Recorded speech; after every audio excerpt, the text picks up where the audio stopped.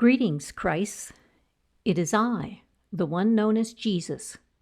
If human nature and all that it entails isn't really an issue anymore, then it makes sense that life in the kingdom will be very different than life in the human concocted world.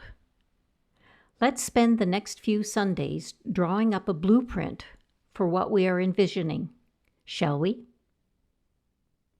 One of the biggest ways that the ego influences other egos is through the area of entertainment.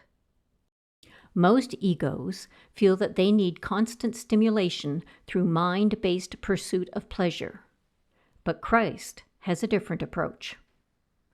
Christ is happy to sit under a tree or take a walk to feed the ducks, so entertainment will be used to enhance the experience of living a life of love. Everything from music to plays to novels and movies will be used to share experiences of love.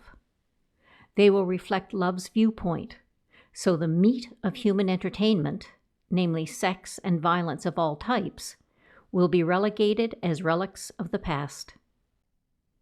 In the kingdom, everyone will be free to and encouraged to create art that reflects the perfect joy that its occupants feel each and every day. Entertainment will be a vehicle to support everyone in the kingdom.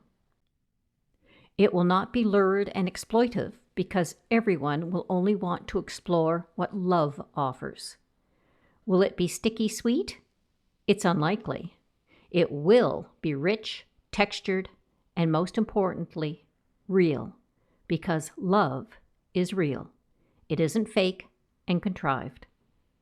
When love is all there is, there will be a true renaissance on the planet, and entertainment will just be a new way to spread more goodness and joy in unlimited ways.